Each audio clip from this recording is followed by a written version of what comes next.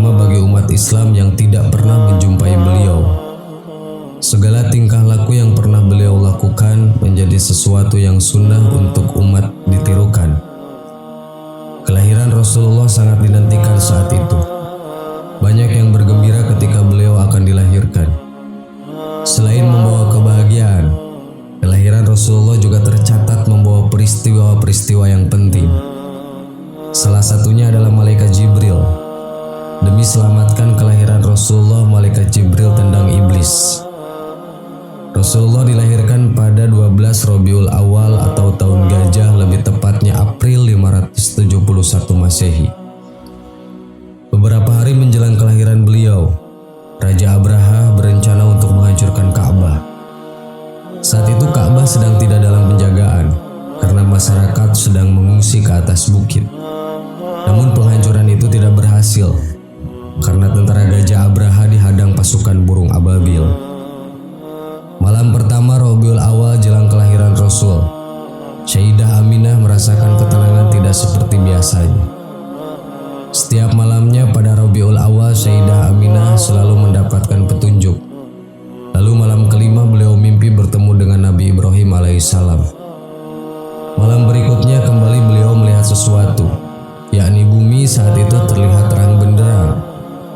Kemudian malam ketujuh, Sayyidah Aminah didatangi malaikat. Beliau mendapat kabar bahagia dari kedatangan malaikat tersebut. Malam berikutnya suara-suara malaikat semakin terdengar. Para malaikat itu lalu berkata, "Berbahagialah wahai penghuni alam semesta. Telah dekat kelahiran Nabi Agung kekasih Allah pencipta alam semesta." Pada malam selanjutnya, yakni malam ke-9, jiwa Sayyidah Aminah dibebaskan dari rasa sedih, susah dan sakit. Dikisahkan setelah Rasulullah lahir bahwa Sayyidah Aminah melihat cahaya keluar dan menyinari istana-istana di Syam. Ketika kelahiran Rasulullah, api yang ribuan tahun tidak pernah padam disembah kaum Majusi akhirnya padam. Pada malam kelahiran Rasulullah, iblis berusaha tembus langit ketujuh untuk curi kabar bahagia untuk menyesatkan manusia. Namun hal itu tidak terjadi karena iblis saat itu tidak mampu menembus langit ketujuh dan iblis pun kebingungan. Iblis mencoba mendekat tempat Rasulullah dilahirkan, namun di sekitar tempat itu terdapat banyak malaikat berjaga. Iblis pun menyamar seekor burung, kemudian bertanya untuk ambil bagian, namun ditolak oleh malaikat Jibril. Iblis tahu jika Rasulullah lahir akan menghancurkan misinya, maka iblis pun berusaha mengganggu Rasulullah. Namun malaikat Jibril diutus untuk mengusir iblis itu, hingga akhirnya iblis pun ditendang oleh malaikat Jibril. Iblis mengalami perasaan sedih hanya 4 kali. Salah satunya ketika Rasulullah SAW dilahirkan ke dunia. Sahabat yang beriman, itulah kisah Rasulullah SAW ketika dilahirkan dan ditendangnya iblis oleh malaikat Jibril. Allahu a'lam. Assalamualaikum warahmatullahi wabarakatuh.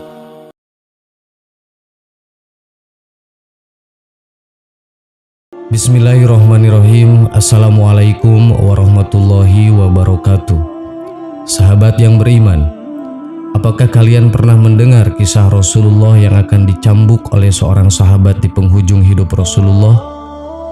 Saat itu kondisi Rasulullah sedang sakit parah, sehingga membuat kondisi beliau sangat lemah. Kisah ini terjadi pada diri Rasulullah SAW sebelum meninggal. Rasulullah SAW telah jatuh sakit begitu lama, sehingga kondisi beliau sangatlah lemah. Pada suatu hari, Rasulullah SAW meminta Bilal memanggil semua sahabat datang ke masjid. Tidak lama kemudian, penuhlah masjid dengan para sahabat. Semuanya merasa rindu setelah agak lama tidak mendengar tausiah dari Rasulullah SAW. Beliau duduk dengan lemah di atas mimbar. Wajahnya terlihat pucat, menahan sakit yang tengah dideritanya. Kemudian Rasulullah SAW bersabda, "Wahai sahabat-sahabatku semua, aku ingin bertanya, apakah telah aku sampaikan semua kepadamu, bahwa sesungguhnya Allah Subhanahu wa Ta'ala itu adalah satu-satunya Rob yang layak disembah?"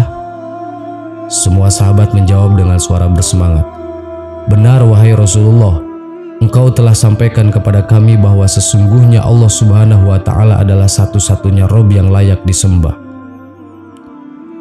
Kemudian Rasulullah SAW bersabda, "Persaksikanlah ya Allah, sesungguhnya aku telah menyampaikan amanah ini kepada mereka." Kemudian Rasulullah SAW bersabda lagi, dan setiap apa yang Rasulullah sabdakan selalu dibenarkan oleh para sahabat. Akhirnya sampailah kepada satu pertanyaan yang menjadi para sahabat sedih dan terharu. Rasulullah SAW bersabda, "Sesungguhnya aku akan pergi menemui Allah, dan sebelum aku pergi, aku ingin menyelesaikan segala urusanku dengan manusia. Maka aku ingin bertanya kepada kalian semua, adakah aku berhutang kepada kalian? Aku ingin menyelesaikan hutang tersebut, karena aku tidak mau bertemu dengan Allah dalam keadaan berhutang dengan manusia." Ketika itu semua sahabat diam, dan dalam hati masing-masing berkata, "Mana ada Rasulullah berhutang kepada kita? Kamilah yang banyak berhutang kepada Rasulullah." Rasulullah SAW mengulangi pertanyaan itu sebanyak 3 kali. Tiba-tiba bangun seorang laki-laki yang bernama Ukasyah, seorang sahabat mantan preman sebelum masuk Islam. Dia berkata, "Ya Rasulullah, aku ingin sampaikan masalah ini. Seandainya ini dianggap hutang, maka aku akan minta engkau selesaikan. Seandainya bukan hutang, maka tidak perlulah engkau berbuat apa-apa." Rasulullah SAW berkata, "Sampaikanlah wahai Ukasyah." Maka Ukasyah pun mulai bercerita, "Aku masih ingat ketika perang Uhud dulu. Satu ketika engkau menunggang kuda, lalu engkau pukulkan cambuk ke belakang kuda. Tetapi cambuk tersebut tidak kena kepada belakang kuda, tapi justru terkena pada dadaku. Karena ketika itu aku berdiri di belakang kuda yang engkau tunggangi wahai Rasulullah." Mendengar itu, Rasulullah SAW berkata, "Sesungguhnya itu adalah hutang wahai Ukasyah. Kalau dulu aku pukul engkau, maka hari ini aku akan terima hal yang sama." Dengan suara yang agak tinggi, Ukasyah berkata, "Kalau begitu aku ingin segera melakukannya wahai Rasulullah." Ukasyah seakan-akan tidak merasa bersalah mengatakan demikian. Sedangkan ketika itu sebagian sahabat berteriak marah pada Ukasyah, "Sungguh engkau tidak berperasaan Ukasyah. Bukankah baginda sedang sakit?" Ukasyah tidak menghiraukan semua itu. Rasulullah meminta Bilal mengambil cambuk di rumah anaknya Fatimah. Bilal meminta cambuk itu dari Fatimah. Kemudian Fatimah bertanya, "Untuk apa Rasulullah meminta cambuk ini wahai Bilal?" Bilal menjawab dengan nada sedih, "Cambuk ini akan digunakan Ukasyah untuk memukul Rasulullah." Terperanjat dan menangis Fatimah seraya berkata, "Kenapa Ukasyah hendak pukul ayahku Rasulullah? Ayahku sedang sakit. Kalau mau mukul, pukullah aku anaknya." Bilal menjawab, "Sesungguhnya ini adalah urusan antara mereka berdua." Bilal membawa cambuk tersebut ke masjid lalu diberikan kepada Ukasyah. Setelah mengambil cambuk, Ukasyah menuju ke hadapan Rasulullah. Tiba-tiba Abu Bakar berdiri menghalangi Ukasyah sambil berkata, "Ukasyah, kalau kamu hendak memukul, pukullah aku. Aku orang yang pertama beriman dengan apa yang Rasulullah sampaikan. Akulah sahabatnya di kala suka dan duka. Kalau engkau hendak memukul, maka pukullah aku."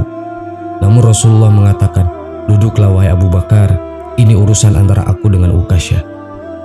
Ukasyah menuju ke hadapan Rasulullah. Kemudian Umar berdiri menghalangi Ukasyah sambil berkata, "Ukasyah, engkau mau mukul, pukullah aku. Dulu memang aku tidak suka mendengar nama Muhammad. Bahkan aku pernah berniat untuk menyakitinya, itu dulu. Sekarang tidak boleh ada seorang pun yang boleh menyakiti Rasulullah Muhammad SAW. Kalau engkau berani menyakiti Rasulullah, maka langkahi dulu mayatku." Lalu dijawab oleh Rasulullah, "Duduklah wahai Umar, ini urusan antara aku dengan Ukasyah." Ukasyah menuju ke hadapan Rasulullah. Tiba-tiba berdiri Ali bin Abi Thalib, sepupu sekaligus menantu Rasulullah. Dia menghalangi Ukasyah sambil berkata, "Ukasyah, pukullah aku. Darah yang sama mengalir pada tubuhku ini wahai Ukasyah." Lalu dijawab oleh Rasulullah, "Duduklah wahai Ali, ini urusan antara aku dengan Ukasyah." Ukasyah semakin dekat dengan Rasulullah. Tiba-tiba tanpa disangka, bangkitlah kedua cucu kesayangan Rasulullah, yaitu Hasan bin Ali dan Husain bin Ali. Mereka berdua memegangi tangan Ukasyah sambil memohon, "Wahai paman, pukullah kami paman. karena kakek sedang sakit. Pukullah kami saja wahai paman. Sesungguhnya kami ini adalah cucu kesayangan Rasulullah. Dengan memukul kami, sesungguhnya itu sama saja dengan menyakiti kakek kami wahai paman. Lalu Rasulullah berkata, wahai cucu-cucu kesayanganku, duduklah kalian. Ini urusan kakek dengan paman Ukasyah. Begitu sampai di tangga mimbar, dengan lantang Ukasyah berkata, bagaimana aku mau memukul engkau ya Rasulullah? Engkau duduk di atas dan aku di bawah. Kalau engkau mau aku pukul, maka turunlah ke bawah sini. Rasulullah memang manusia terbaik. Kekasih Allah itu meminta beberapa sahabat memapahnya ke bawah. Rasulullah didudukkan pada sebuah kursi. Lalu dengan suara tegas Ukasyah berkata lagi, dulu waktu engkau memukul aku tidak memakai baju ya Rasulullah. Para sahabat sangat geram mendengar perkataan Ukasyah.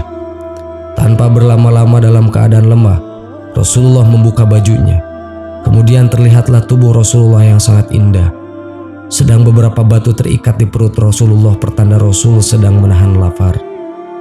Kemudian Rasulullah berkata, wahai Ukasyah, segeralah dan janganlah kamu berlebih-lebihan, nanti Allah akan murka kepadamu. Ukasyah langsung menuju Rasulullah. Cambuk di tangannya ia buang jauh-jauh. Kemudian ia peluk tubuh Rasulullah SAW seerat-eratnya sambil menangis sejadi-jadinya. Ukasyah berkata, ya Rasulullah, ampuni aku, maafkan aku. Mana ada manusia yang sanggup menyakiti engkau ya Rasulullah. Sengaja aku melakukannya agar aku dapat merapatkan tubuhku dengan tubuhmu. Seumur hidup aku bercita-cita dapat memelukmu. Karena sesungguhnya aku tahu bahwa tubuhmu tidak akan dimakan oleh api neraka. Dan sungguh aku takut dengan api neraka. Maafkan aku ya Rasulullah. Rasulullah dengan senyum berkata, wahai sahabat-sahabatku semua, kalau kalian ingin melihat ahli surga, maka lihatlah Ukasyah. Semua sahabat meneteskan air mata. Kemudian para sahabat bergantian memeluk Rasulullah SAW. Sahabat yang beriman, demikian kisah Ukasyah sahabat Rasulullah yang menjadi ahli surga. Semoga kita senantiasa diakui oleh Rasulullah sebagai umatnya, yang di kemudian hari di akhirat kelak kita bisa berada di barisan Rasulullah SAW. Amin. Wallahu a'lam.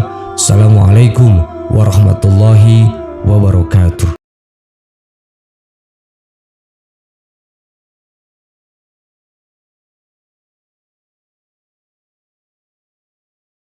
Subhanallah